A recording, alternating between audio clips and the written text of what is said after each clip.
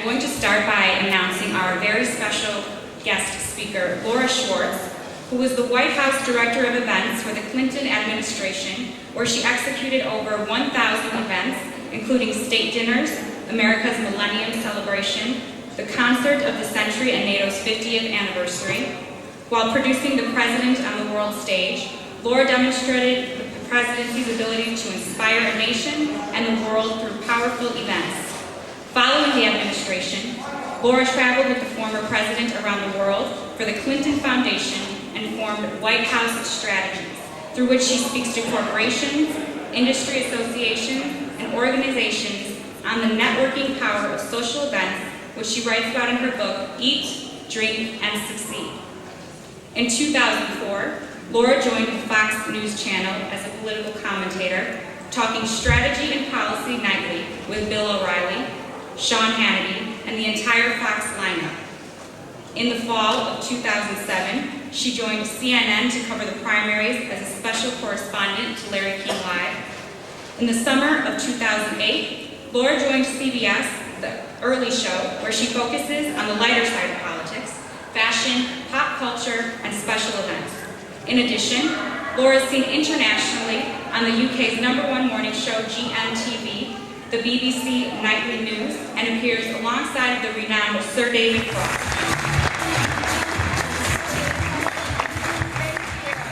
Thank you so much. And talk about 4 women that not only know how to eat, drink, and succeed in Chicago, but provide these wonderful opportunities for the rest of us to do as well. Really, this is just amazing to be here. I love the leadership and meeting so many of you already, and I can't wait. I love how this evening is designed to meet so many of you throughout the evening. It's going to be a lot of fun. And it's going to be a great chance for us to eat, drink, and succeed. And trust me, at the White House, I saw people eat, drink, and leave with the White House towels stuffed in their pockets. You know, you wouldn't believe the men in black tie with towels coming out of their pockets, women with beautiful Judith Lieber purses, hardly could get them closed. And then I saw others come to the White House and truly eat, drink, and succeed. Take partnerships and turn them into action. Take relationships and turn them into partnerships. And really, that was never more evident than the 1994 state dinner of Boris Yeltsin. Now, these state dinners are the most glamorous of occasions. One would say simply social at first look. During the day, there's the arrival ceremony. They have bilateral meetings, they have press conferences, they get the work done, and then at night, we cocktail, we dine, and we dance. But there's so much more to it. And it was so perfectly exemplified on this night, because the one thing that you really get to play around with on a state dinner is the guest list. And that was always the most fun, because you have your must-haves, but then you have the celebrities, the friends. And it was on this particular state visit of Boris Yeltsin that we invited Steven Spielberg to the White House. And he was there with his gorgeous wife, Kate Capshaw. He in a tuxedo, she in a beautiful gown. They come in, they have cocktails, they talk to everybody. And they met these 2 other guys that they never met before, but also were from Hollywood. Very similar industry. And they started talking, they're like, boy, these guys are neat. Then at dinner, some of them were seated together and they continued talking, and in the grand foyer during dancing, they talked some more. Well, these 2 other guys just happened to be Jeffrey Katzenberg and David Geffen. 13 days later, they announced DreamWorks. DreamWorks was an idea at a cocktail party. It was nowhere near Hollywood. It wasn't on a studio lot. It wasn't in an office. It was in Washington, D.C., in the East Room of the White House. Real things can happen outside of that great food and terrifically tasting champagne. But of course, we don't all go to state dinners, but a lot of us attend conferences.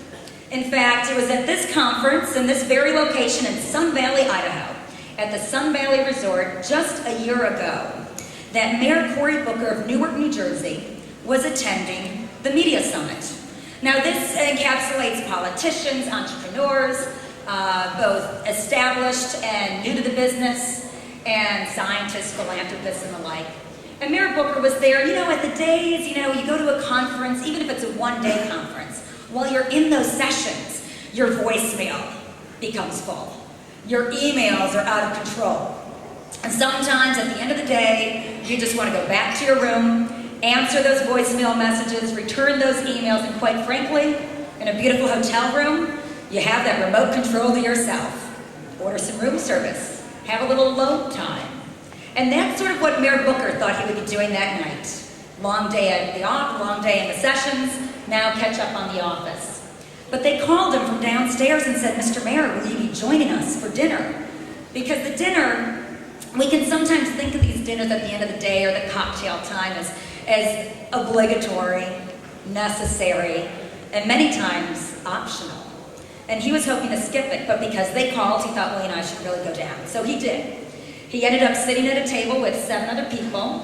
Lovely. They talked about the triumphs in their personal and professional lives, the trials, the things that they're most concerned about in the world, and just really opened up to each other.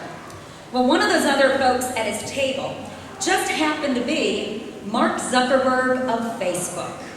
And they had a wonderful time, great discussion. Afterwards, they left. They didn't really keep in constant contact. But about 4 months later, a movie came out called The Social Network. And Mark Zuckerberg wasn't that thrilled with the depiction of him in the movie. So he thought, I have to do something big, corresponding with that big premiere on a Friday. Then he was thinking, well, what can I do? Where do I have my ties? And then he started to think, boy, that Mayor Booker of Newark, really interesting guest at my table that night. So he decided, that's it. I'm giving $100 million to the Newark public schools. Because in the course of the conversation, the mayor talked about the school districts and the need that they have for them and what he's trying to do for them. So that night, because Mayor Booker decided to come down from his room, they were able to eat and drink together, and now those children of New Jersey have a chance to succeed. All because the mayor went to the optional dinner. But of course, we're not at conferences every day, but we sure do find ourselves in burger joints. Now here we are in Chicago, not too far from where this actually happened about 25 years ago. And many of you, I'm sure, know this story better than people outside of our great city. But it was at the burger joint of Hamburger Hamlet that Roger Ebert decided to take a date. Roger, of course, likes to go to dinner and a movie, still today. And so he took out this girl he was kind of keen on, Oprah Winfrey. She had a local AM Chicago on the local WLS ABC affiliate. And they were out having their dinner in Hamburger Hamlet before the movie. And while they're on the date, Oprah opens up to Roger. And she says, Roger, can I ask you a question? I need some guidance. And of course he said, sure. She said, well, I've got this deal on the table from ABC Network. They want to take my show and put it on all the owned and operated ABC television stations around the country. And he said, well, that's fantastic. But, she said, I just got this offer from King World, a syndication company, of which they'll sell my show to ABC, CBS's, NBC's, and these these stations could say, no, we don't want it. So there's a lot more risk. And he said, well, Oprah, let's figure this out. He took the napkin from underneath his drink, a marker out of his shirt, and he said, all right. He's like, this is how much I make, but there's me and Siskel, from Siskel and Ebert at the movies. So he multiplied his salary by 2. We're on for a half hour, you're on for an hour, by 2 again. We're on for 1 day a week, you'd be on 5, multiply it by 5, simple math. And then took into consideration what King World would give versus ABC, and vice versa, ownership, production benefits, and so forth. Finished the calculations. He slid that napkin over to Oprah, and she said, that's it. I'm going with King World. Oprah made the most important decision of her professional life at a burger joint. It wasn't at local ABC 7. It wasn't in an office or a boardroom. It was at the Hamburger Hamlet. All of these folks have a few things in common that we can look to ourselves and find success of which we've already done this in our life and take it to the next level. They realized quite simply that although our jobs may seem, or we want them to be, 9 to 5, our careers are indeed 24/7. And that as social as anything may appear, like a dinner or a date or a conference, it's business. And when you put that all together, you have what I like to call the networking power of social events. Because we can be powerful wherever we are, inside or outside of the office, at a seemingly social occasion like a wedding that we have to attend with our girlfriend or boyfriend, and we can really make it work for us and others. Because when I started talking about this, and especially when I wrote the book, I hesitated on even using the word networking. Because networking to me really oftentimes, and I'm sure many of you have had this experience, can seem a bit manipulative.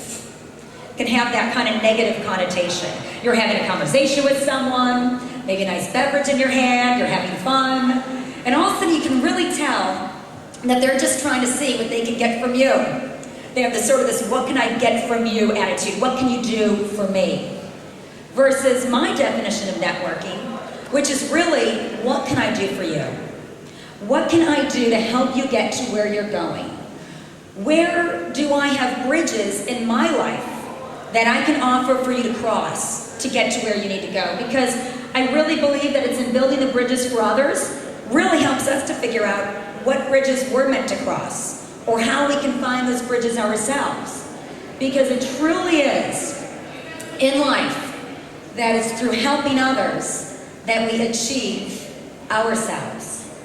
And even though I wasn't political before joining the White House in 1993, I look back at some speeches, and it's this one speech that I look back to, and I think, gosh, maybe he was really talking about networking.